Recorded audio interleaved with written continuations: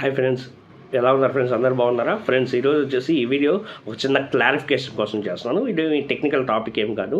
So just ఒక clarification కోసం చేస్తున్నాను ఫ్రెండ్స్. ఈరోజు దేని గురించి నేను చెప్పబోతున్నాను అంటే, ఈరోజు నా యొక్క ఫండ్ రైజింగ్ గురించి చెప్తున్నాను. సో రీసెంట్గా వచ్చేసి నాకు 2-3 దగ్గర నుంచి సో ఇలాగ వచ్చిందన్నమాట.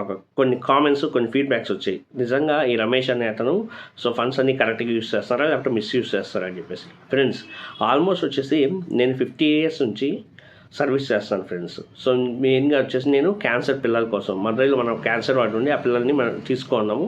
వాళ్ళకి నెక్స్ట్ వచ్చేసి ఒక 2-3 ఆర్ఫనేజెస్ ఉన్నాయి. ఆర్ఫనేజ్ పిల్లల కోసం, నెక్స్ట్ వచ్చేసి రెగ్యులర్గా వచ్చి నీడీ ఫ్యామిలీస్ కోసం ఇలా సర్వీస్ చేస్తూ ఉన్నాను ఫ్రెండ్స్. సో నాకు డొనేట్ చేసే ప్రతి ఒక్క రూపాయి వచ్చేసి నేను కరెక్ట్గానే యూస్ చేసుకుంటున్నాను. యాక్చువల్గా సో ఈ అమౌంట్ని మిస్యూజ్ చేసే అవకాశం నాకు అవసరం లేదు అసలు. యాక్చువల్గా సో మిస్యూజ్ చేయాల్సిన అవసరం నాకు లేదు. ఎందుకంటే నాకు వచ్చే శాలరీ వచ్చేసి సెల్ఫ్ సఫిషియెంట్ ఫ్రెండ్స్. నాకు వచ్చే శాలరీతో నేను వచ్చేసి హ్యాపీగా బతుకుతున్నాను. నా ఫ్యామిలీ బాగా చూసుకుంటున్నాను. మా వైఫ్కి ఏం కావాలన్నా కానీ, మా పాపకి ఏం కావాలన్నా కానీ హ్యాపీగా తీసిస్తున్నాను. సో ఇలాగా బయట నుంచి వచ్చిన అమౌంట్ని ఖర్చు పెట్టాల్సిన అవసరం నాకు లేదు. సో ఎందుకంటే సర్వీస్ అనేది నేనేదో రికగ్నిషన్ కోసం సో లేకపోతే ఇంకేదో ఎక్స్పెక్ట్ చేసి చేయట్లేదు అనమాట. నా యొక్క హ్యాపీనెస్ కోసం చేస్తాను. సో 10 మందికి ఉపయోగపడుతుందని చేశాను అనమాట యాక్చువల్గా. సో దీంట్లో ఎలాంటి కమర్షియల్ యాంగిల్ అనేది లేదు ఫ్రెండ్స్.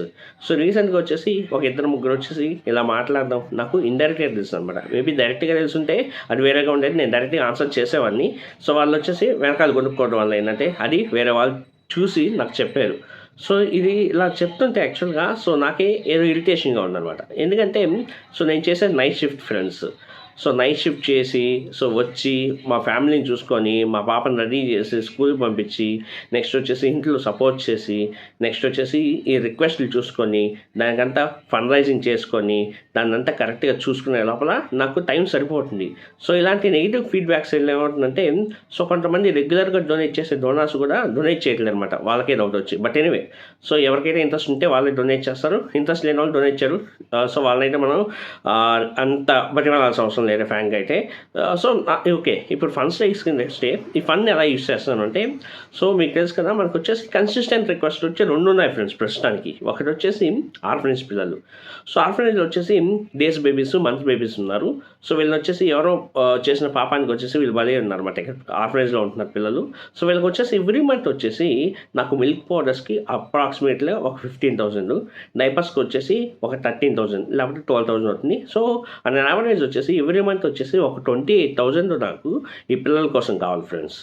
ఇంకోటి వచ్చేసి ట్రాన్స్జెండర్ అమ్మాయిని వచ్చేసి నేను అడాప్ట్ చేసుకున్నాను. అమ్మాయికి వచ్చేసి ఎవ్రీ మంత్ వచ్చేసి తనకి హౌస్ రెంట్ నేను పే చేయాలి.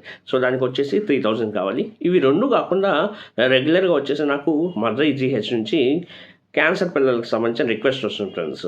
ఈ పిల్లలకు వచ్చేసి ఏమైనా హెల్త్ కండిషన్స్ బాగాలేకపోయినా కానీ, ఏదైనా ట్రీట్మెంట్ కావాలన్నా కానీ, లేకపోతే ఏదైనా టెస్ట్ కావాలన్నా కానీ ఏంటంటే నన్ను రీచ్ అవుతారు. సో వాళ్ళకి వచ్చేసి బిఎంటీ ట్రీట్మెంట్ కోసం కానీ, వీటి కోసం ఏంటంటే 3,000 నుంచి ఆల్మోస్ట్ 10,000 కావాల్సి వస్తుంది. సో అది కాకుండా ఏంటంటే కొన్ని నీడీ ఫ్యామిలీస్ నుంచి గ్రాసరీస్ రిక్వెస్ట్ వస్తాయి. సో ఇది వచ్చేసి ఎవరి ఫ్యామిలీకి వచ్చేసి ఒక 3,000 కనీసం ఇవ్వాలి. ఇలాగ నేను చూసుకుంటే అలా యావరేజ్ వచ్చేసి ప్రతి నెల ఒక 50,000 నుంచి నేను రైట్ చేయాల్సి వస్తుంది అనమాట. కానీ కొంతమంది చేసిన ఇలాంటి కామెంట్స్ వల్ల ఏంటంటే నాకు రెగ్యులర్గా ఎవరైతే డొనేట్ చేస్తారో సో వాళ్ళు కూడా డౌట్తో డొనేట్ చేయట్లేదు. బట్ ఫైన్, ఎనీవే నేను చెప్పాను కదా, సో అలాంటి వాళ్ళ గురించి అయితే నేను ఆలోచించడం లేదు. బట్ మెయిన్ ప్రాబ్లం ఏంటంటే సో ఈ నెగిటివిటీ అనేది అసలు చూసుకుంటే యాక్చువల్గా అంటే మన ఫ్యామిలీ గురించి, నెక్స్ట్ వచ్చేసి మన వర్క్ గురించి, నెక్స్ట్ సర్వీస్ గురించి ఆలోచించడం టైం సరిపోవట్లేదు అనమాట. ఇలాంటి నెగిటివిటీ వాళ్ళ గురించి ఆలోచించడం అసలు వేస్ట్ ఆఫ్ టైం యాక్చువల్గా. ఎందుకంటే సో వాళ్ళు కరెక్ట్గా ఉండి నా సైడ్ చూపిస్తే కరెక్ట్గా ఉంటుంది. బట్ వాళ్ళు చేసే మిస్టేక్స్ ఎన్నో ఉన్నాయి. సో అవన్నీ మనం బయటపెట్టి అసహ్యంగా ఉంటుంది యాక్చువల్గా. ఫైన్ ఫ్రెండ్స్ ఇది. సో నెక్స్ట్ వచ్చేసి నేను చెప్తున్నాను కదా, సర్వీస్ అనేది కేవలం నా యొక్క సాటిస్ఫాక్షన్ కోసం నేను చేస్తున్నాను.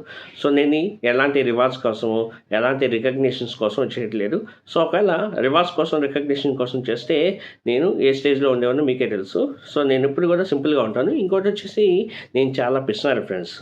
సో నేను చాలా పినాస్ని. నా కోసం ఒక్క రూపాయి కూడా నేను ఖర్చు పెట్టుకోను. అన్నెసరీగా ₹1 నేను ఖర్చు పెట్టుకోను. సో నాకు ఎలాంటి అసెట్స్ మీద కూడా ఇంట్రెస్టే లేదనమాట యాక్చువల్గా. నేను చాలా సింపుల్గా ఉంటాను. సో నేను ఎర్న్ చేసే ప్రతి ఒక్క రూపాయి నా ఫ్యామిలీ కోసం నేను ఖర్చు పెడతాను. నెక్స్ట్ వచ్చేసి నాకు వచ్చే సర్వీస్ మనీ వచ్చేసి మా వైఫే నీట్గా వచ్చేసి క్యాల్కులేట్ చేసుకొని నీట్గా రీకాన్సిలేట్ చేసుకొని సో నీట్గా దేనికి ఎలా సెగ్రిగేట్ చేయాలని చెప్పేసి తన హెల్ప్ తీసుకొని మేము చేస్తున్నాము. సో ఇన్ కేస్ ఎవరికైనా కానీ ఇలా ఫండింగ్ లోన్స్ కానీ ఏదైనా డౌట్స్ ఉంటే డైరెక్ట్ నన్ను రీచ్ అవ్వండి ఫ్రెండ్స్, నేను క్లారిఫై చేస్తాను. అలా కాకుండా సో ఇలాగ పక్కన వాళ్ళు చెప్పడం పక్కన వాళ్ళు కొనడం చాలా అసహ్యంగా ఉంటుంది. సో అలాంటివి చూస్తే I'm not going to bear them. And thank you very much friends.